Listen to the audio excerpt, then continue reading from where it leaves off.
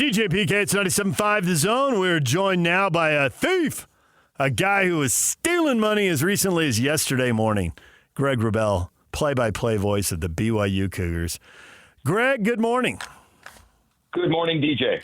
Did you get any texts, any rage texts from Scotty G last night after he got done calling the Aggie game?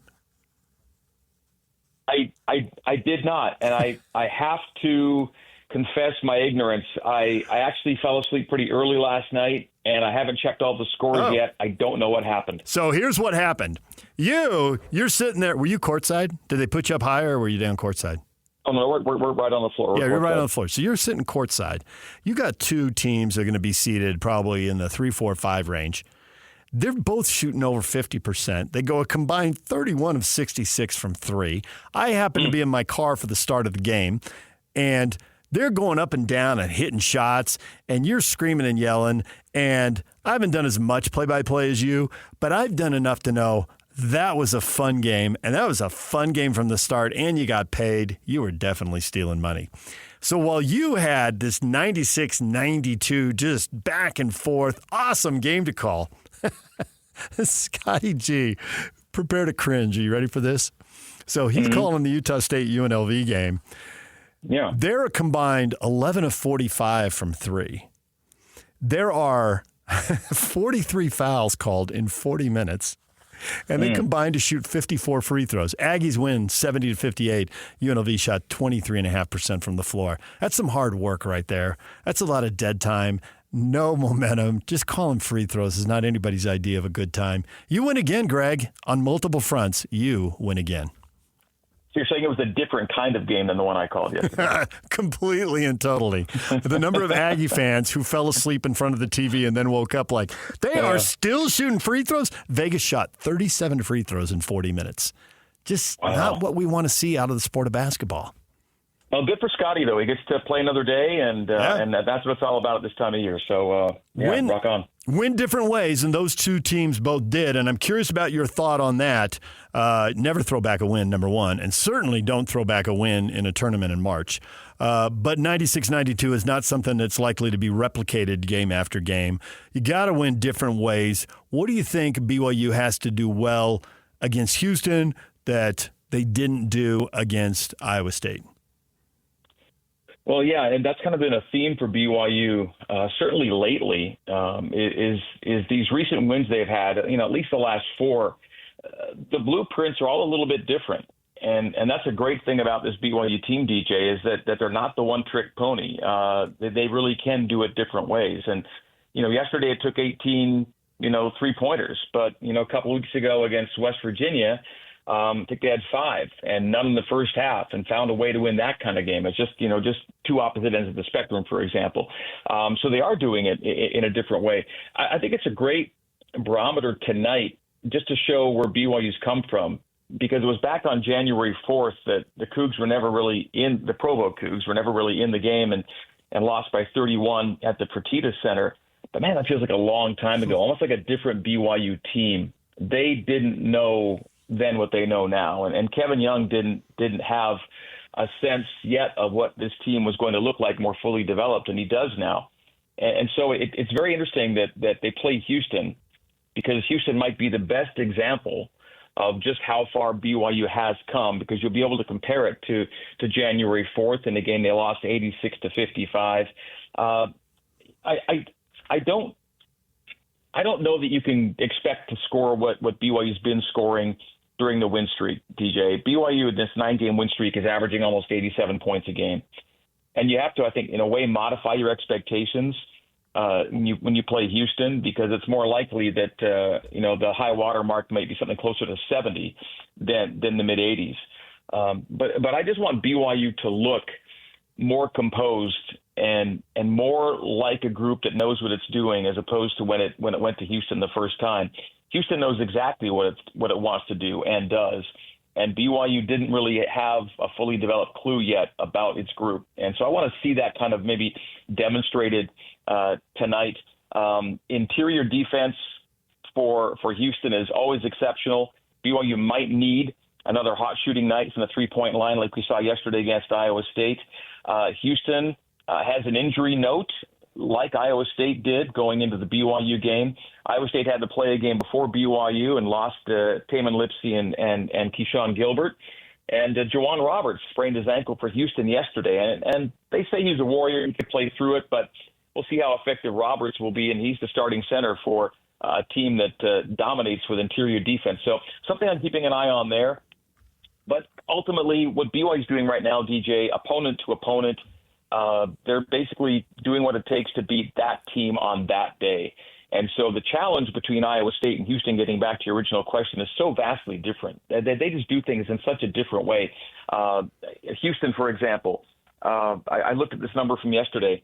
They had 6 assists on the day and won a game comfortably. All right, BYU had 24 assists in its game. That's how BYU has to play to win. And Houston's fine. They'll chuck it up. They'll go get it. They'll go one-on-one. They'll let Cryer do his thing. They don't need to play the way BYU plays to play exceptional basketball. They're a number 2 team nationally. They're 28-4. They're on an 11-game win streak. They do things their way, and it works for them. I thought BYU, there was a great start to the game for BYU, and there was a great close to the first half. In between that stretch, in the middle of the first half, there was a run where Iowa State was looking great. They forced a lot of turnovers in that stretch. And so, although the total number of the game was fine, 10 turnovers in a 40-minute game, you can live with that, certainly. And I think that right now, my guess is the BYU coaches would take that right now if they were offered up, because Houston's defense, if you get rattled, I don't know if they could pull it together in the middle of a game against Houston the way they pulled it together in the middle of the game against Iowa State, because you got pretty loose with the ball there for a while. And I was still in my car at that point. I was listening to you and Mark, and you guys were both all over that fact. And Houston's the kind of team similar to Iowa State, maybe in the game at Ames, where once they sense you're rattled, it just ratchets up everything. Yeah. And then you feel like you have no room to breathe whatsoever. And the game in Houston, the Cougs turnover number was 15. You can kind of live with that generally, but what you can't live with is the points off of turnovers. And that was what won the game for Houston. One of the things that helped win the game, it was 24-5 in points off of turnovers. So they were almost 2-1 in the points off of turnovers to the turnovers they forced. That's an exceptional ratio. It's one thing when you turn it over, but when you're getting pick sixes, it's just runouts and fast breaks and layups. And so to score 24 points off of 15 turnovers, and BYU, conversely, scored only 5 points off of Houston's 11 turnovers. You got to be at least 1-1, but you want to be better than that. And so it's not just that you turn it over, it's where and how, what kind of team is doing it. And that's why yesterday's 10 turnover number against Iowa State was quite acceptable, because the points off of turnovers number ended up being a wash. It's 15-14 Iowa State. You can certainly live with that. And it's true. Iowa State didn't have the horses yesterday to attack BYU defensively maybe the way it did in Ames. They were down 2 really important players. They were playing the second game in 2 days. So it was a different setup than BYU had at Hilton. But that said, BYU brought a turnover number down, DJ, from 29 to 10. All right, so they found a way to keep 19 possessions on the offensive side of the floor, which was a big part of yesterday's win. I'm curious because there's downtime at conference tournaments, and you talk to other media members there. What is the speculation? We've been doing it here. What is the speculation on where BYU will be seated in the NCAA tournament? Well, I thought going into the week that they would probably reside in the 6-7 range and could put themselves as high as the 4-5 if they won a couple or 3 games. And I guess I'm still feeling that way. I just, like Mark Durant says, you go into Selection Sunday kind of expecting to be disappointed. Rarely do you come out of that going, the committee thought more of BYU than I thought they would. It's usually the other way around. It's like, man, did they really drop them to that? And granted, there's a logistical component here that you can't ignore. The Sunday play prohibition does sometimes drop BYU a seed line. It just has to be that way because of geography and where the numbers land. So you almost go into it knowing that you're susceptible to a drop just for logistics. That said, and I know that the committee, DJ, stopped using this as a metric a number of years ago. They used to look at, last 8, last 10, last 12 games or whatever it was, and they kind of said they don't do that anymore. But I don't know. I just almost feel like that's BYU's whole card right now. That's what BYU can actually lean on to say this is a really good basketball team, is how they've played over the last couple of months, and the last month in particular. If you break it down by certain metrics, you could argue that it's BYU, Duke, or Houston that's been the best basketball team in the country for the last 4+ weeks. And that bodes well for a team going into March. Now, it's true that BYU could take a tough seed and still do great things with it and then prove everybody wrong in the NCAA tournament. But seeding does matter, and you don't want to, take a tough break off the get-go as well as BYU's been playing. You want to feel like you've earned something. I mean, DJ, they just beaten 4 consecutive ranked teams. And they last did that 74 years ago. It's tough to beat four ranked teams in a row. Not just beating ranked teams, they're averaging 90+ in those games against those ranked teams. They're playing a really high level of basketball. And it's true. I mean, things could come crashing down tonight. They might find themselves in a rock fight and score 56 and not look like they've looked the last few weeks. That's what Houston can do to you. But it's Houston. It's the number 2 team in the country. It's a projected 1 seed. They're on an 11-game win streak. There's really no shame in getting clamped down by Houston, but I know that Kevin Young is not going into it thinking that. Kevin Young doesn't believe that away wins should be any harder to win than home wins, home games. Kevin Young is just going to go out and say, we do what we do, and they have to adjust to us now. It flipped around. At some point in this season, things flipped around to where BYU was having to deal with the other team, to the other team now having to deal with BYU. Coaches have to say that because they have to set the mindset. It's the only way to accomplish what can be accomplished on the road. But the fact is, Kevin Young is wrong when he says that. He has to say it because he's setting the mindset, but he's wrong. And the good news for Kevin Young is the NCAA selection committee thinks he's wrong. I think BYU is going to be rewarded for those road wins. I think BYU is going to be rewarded for neutral court wins. Certainly, they've got the Iowa State one to point at now, and a little luster off that because the Cyclones are missing 2 starters, but nonetheless, it's a good win. So I think they're going to get that. I always say this, that whenever we meet people and you come away from conversations saying, oh, that person is really smart, what it comes down to, Greg, is that they come to the table with the same notions and conclusions that you do. They think a lot alike. Like right now, I think Greg Wrubell's a really smart guy because yesterday I was saying BYU's probably a 6 or 7 seed. And if they beat Iowa State, I bet they can be a 5 seed. And you basically just said the exact same thing. And if they beat Houston, I wouldn't be shocked if they were a 4. I would certainly think they're a 5 if they beat Houston, and they might be a 4. There's diminishing returns because the other teams can't be penalized just because you win a game. They can't automatically be penalized. So there are some diminishing returns. Yeah, I mean, that's why Iowa State didn't move in the net last night. They stayed 9th, and BYU moved a little bit, but there's not a lot of room to move at this point in the season. It's true. I mean, your metrics kind of are what they are. You kind of are who you are right now. And in a way, that's a good thing. The hay's in the barn in a lot of respects that way. Yep, true story. There's a lot on the resume, and a lot of it's good for BYU. And I think the other thing is, and you can't completely rule out Sunday play, but I mostly rule that out because I think the reason BYU got disappointing seeds, and I agree with you, there were times I thought they're going to be an 8 and they turned out to be a 10, or I think they're going to be a 9 and they're in a play-in game. But I think that comes down to, even though the committee tries to ignore it subconsciously, being in a power league matters. And you get bonus points for that, whether you deserve it or not. And I think when you're not in a power league, you get penalized for it, whether you deserve it or not. And it takes a lot to overcome that. Gonzaga has finally done that. I think San Diego State at times has done that. But when the Utes were at their peak in the 90s, I thought they got a couple of disappointing seeds deep into that run. In both 97 and 98, I thought they were going to be seeded higher. And I thought the way they played in the tournament then backed it up. And I think the same thing about some of the seeding we saw in the Dave Rose era. But it's a new era, baby. It's the Big 12, and I think BYU gets even if it's only subconscious, it's still an important benefit of the doubt for the teams that get it. And I posted this at different times on social over the last few months, but the SEC and the Big 10 having the years they're having kind of obscures the fact that the Big 12 is actually a deeper, better league than it was last year when it was the number 1 ranked Ken Pom conference in the country. They're number 3 this year because the SEC and Big 12 have been, or Big 10 have been outstanding. But the actual raw metrics show that it's actually a deeper, better league. in terms of the efficiency. So BYU's doing kind of, for itself, unheard of things in a power conference situation. How do you win 9 in a row in this league?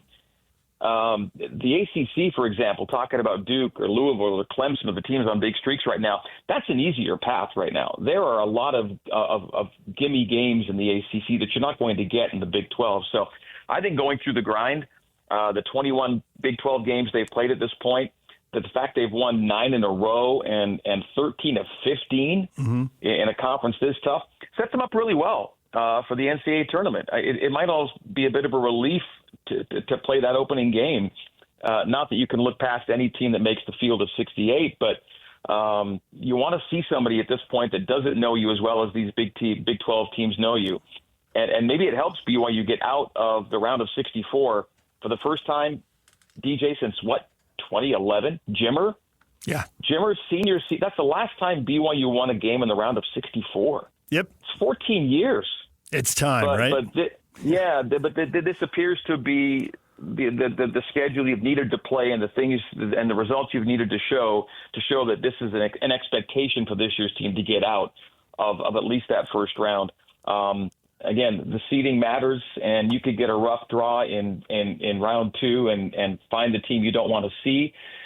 But the Cougs have put themselves in a pretty good spot to get the benefit of most doubts, I think, at this point.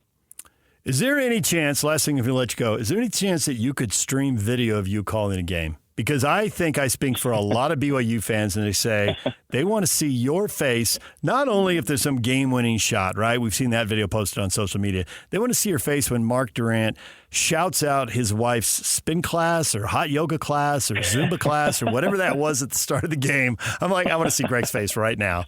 Did you give him the side eye like, what are you doing, dude? Or it's just like, oh, that's Mark. He always does random stuff. He has a random tweet before every game, predicting some line you're going to say. No, there's nothing I don't expect from Mark Durant at this point in our career, and it's all good. He has carte blanche the rest of our lives together. There's no, but now they do have the courtside cam that occasionally results in a clip here or there, and that Hans and I have the cam on us in the football broadcast booth as well. And there are some broadcast crews that are audacious enough, and their schools actually do stream their entire broadcast at booth cam version. I don't know that I want to go that far. I don't think you do. Let me advise you on that, Greg. I don't think you do, especially with Hans, because as random as Mark gets, Hans is likely to sack you when he's trying to illustrate some big defensive play. You don't need that. Yeah.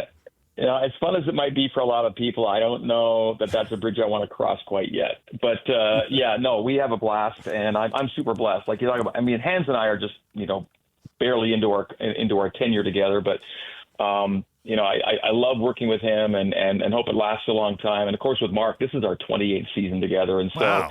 we're the old married couple at this point, and we hope it continues for at least a few more years for sure. 28 years. You think DJ and PK are the young kids just getting started? Look at you. What are you guys at? Hold on, I got to do math on the radio, and that is always painful. We will finish. We are at 22 years and 11 months. I think we're about a month away. It was April of 2002 after the Winter Olympics. That's big time. That's big time in this business for sure. Kudos to you guys. Yeah, well, kudos to you too. That's a long run the broadcast booth, and it is hilarious even when he's random and I don't know what he's talking about.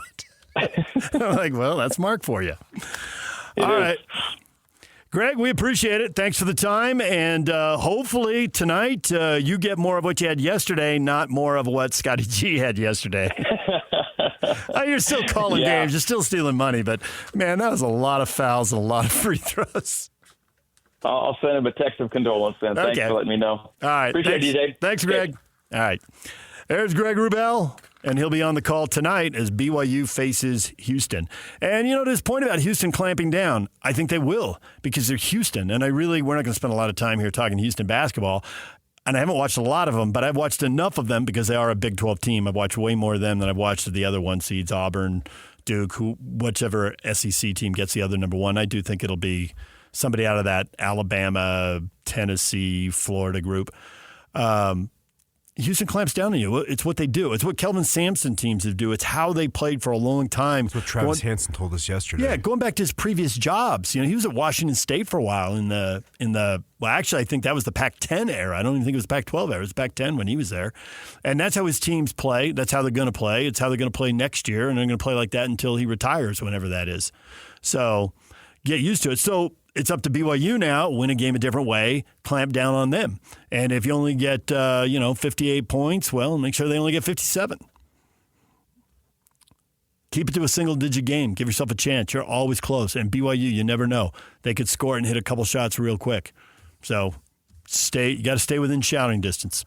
DJ and PK, all the things you missed in this show. Next, the hoops, the NBA hoops, the college hoops, the soccer, even a little bit of football. Next, stay with us.